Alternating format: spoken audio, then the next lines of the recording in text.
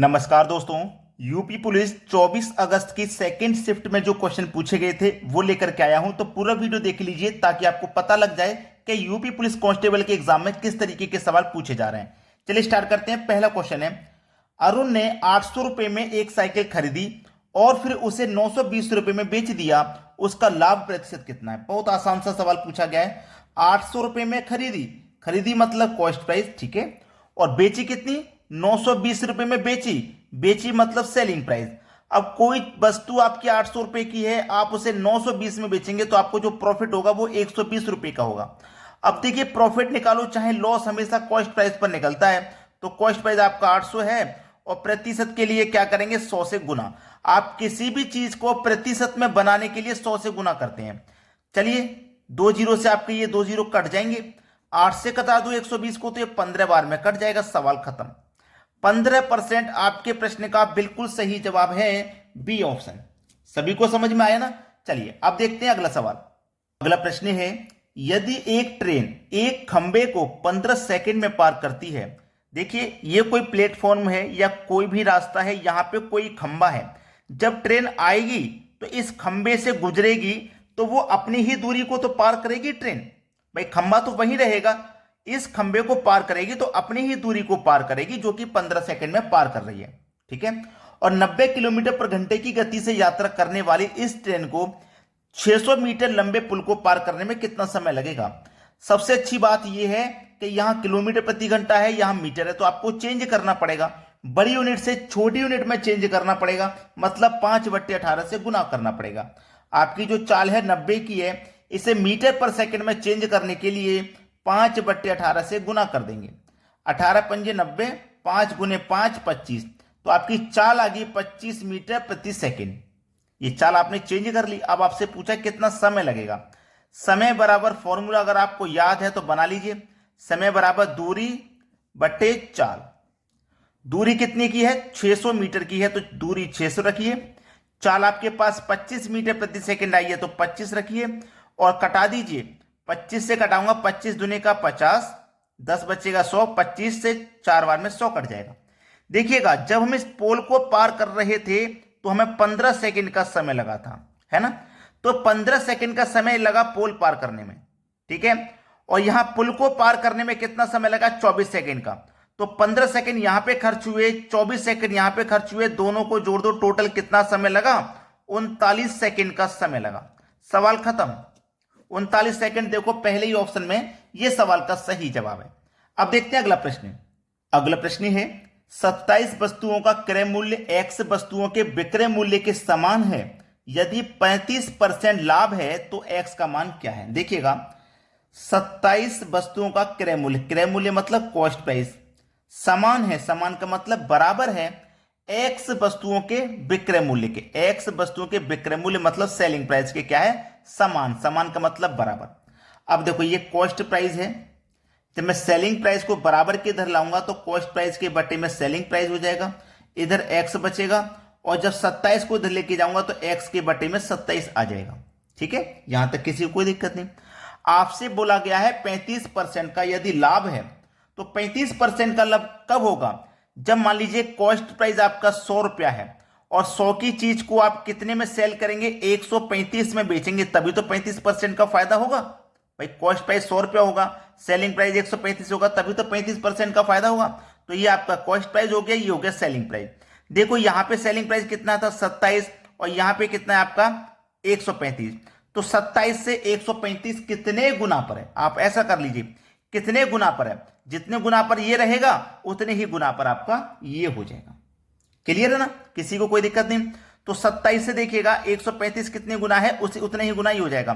तो चलिए मैं कटा के देख देता हूं, 5 से इसको कटाऊंगा, 27 पंजे 135 हो जाएगा और ये भी 5 गुना हो जाएगा। चलिए 5 गुना मतलब अगर मैं इसमें 135 में 5 दूने का 10, 3 बचेगा 35, 5 सत्ते 35 हो गया। यानी कि 5 से मैंने देखो इसमें डिवाइड दिया तो कितनी बार गया, 5 दूने का 10, 3 बचेगा 35, 5 सत्ते 35, 5 इसमें डिवाइड दिया, 5 से डिवाइड इसमें भी दो, तो 5 इसमें डिवाइड दूंगा कितनी बार जाएगा, 20 बार जाएगा, तो ये 20 हो गया। क्लियर है ना। तो 27 का देखो ये कितने गुना है, 5 गुना, तो ये भी कितने गुना हो जाएगा, 20 गुना। यानी कि आपका जो कॉस्ट प्राइस है वो कितना आ जाएगा, 20 आ जाएगा। यानी कि हमारा पहला ऑप्शन सही जवाब है। ये 27 का 5 गुना है। 27 का गुना 5 से करोगे, 27 का गुना 5 से करोगे 135 हो जाएगा, और 20 का गुना 5 से करोगे तो 100 हो जाएगा। सवाल सभी को समझ में आ गया। अब देखते हैं अगला प्रश्न। अगला प्रश्न है, वह संख्या ज्ञात कीजिए जिसे 15:19 के अनुपात से घटाया जाना चाहिए ताकि इसे 3:4 के बराबर बनाया जा सके। देखो, हम 15:19 में से क्या घटाएं कि हमारा इतना हो जाए। हम ऑप्शन को इस्तेमाल कर सकते हैं। अगर मैं 15 में से 9 घटाऊं, मेरे पास अनुपात है 15:19, यही तो है। अगर मैं 15 में से 9 घटाऊंगा तो 10 हो जाएगा, और 19 में से 5 घटाऊंगा, भाई 19 में से 5 घटाऊंगा तो ये 14 हो जाएगा।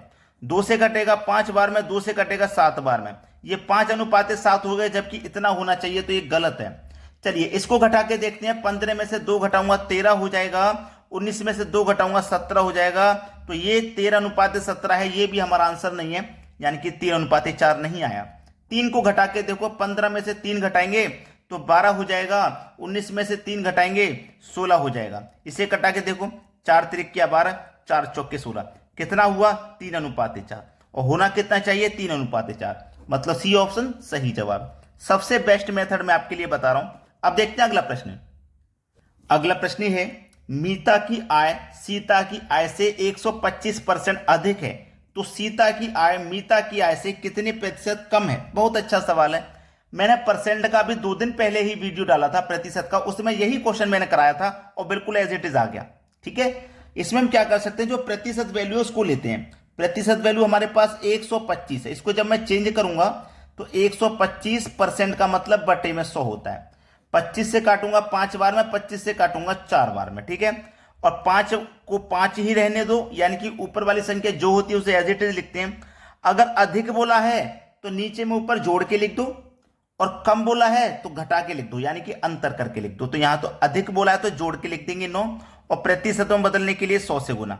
चलिए 5 का 100 से मल्टीप्लाई करो तो ये 500 हो जाएगा, और 9 से कर दो डिवाइड। कटाओ 9 से 9 पंजे 45, 5 बचेगा 50, 9 पंजे 45, 55 देखो 55 दशमलव किस ऑप्शन में आ रहा है, पहले ही ऑप्शन में आ रहा है। 5 बचेगा 50 हो जाएगा, फिर से 9 पंजे 45, फिर से 9 पंजे 45, तो पहला ही ऑप्शन तो सही हो गया आपका। चलिए अब देखते हैं अगला सवाल।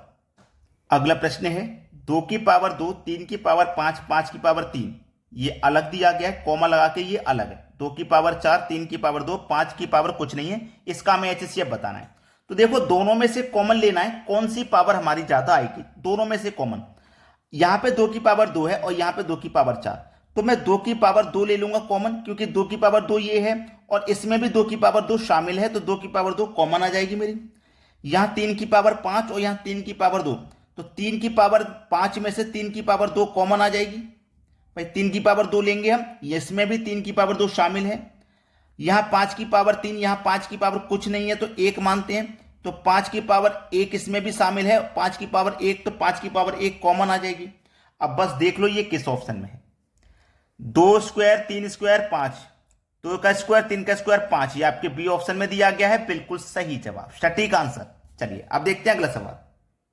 अगला सवाल है, 90, 128 और 144 का एलसीएम क्या है। 4 ऑप्शन है। इतनी बड़ी बड़ी संख्याओं का बेसिक तरीके से एलसीएम निकालोगे तो बहुत टाइम लग जाएगा। बेसिक तरीका मतलब 90 लिखोगे, 128 लिखोगे, 144, जो आपने बेसिक तरीका सीखा है ये वाला, पहले 2 से काटोगे तो बहुत टाइम जाएगा। आपको करना क्या है, संख्याओं का योग 9 से काटना है, अगर कट गया तो ठीक है। संख्याओं का योग 5 7 12, 12 6 18, 18 और 4 22, 22 आपका 9 से नहीं कटता। 5 7 12, ठीक है, 12 हो 8 20, 5 25, 25 भी नहीं कटता 9 से। 5 और 7 12, 12 6 18, 18 हमारा 9 से कटता है, तो ये हमारा हो गया। 5 7 12, 12 6 18, 2 20, 20 भी हमारा 9 से नहीं कटता, तो ये भी आंसर नहीं होगा। तो हमें क्यों ज्यादा टेंशन लेने का जरूरत है ही नहीं, हमें एलसीएम निकालना है, जिन संख्याओं का योग 9 से कट जाएगा आंसर हो जाएगा, सवाल खत्म। ठीक है, सभी को समझ में आ गया। तो अभी तक अगर आपने वीडियो को लाइक नहीं किया तो लाइक करिए, और शेयर नहीं किया तो भाई शेयर कर दीजिए। ठीक है दोस्तों, धन्यवाद।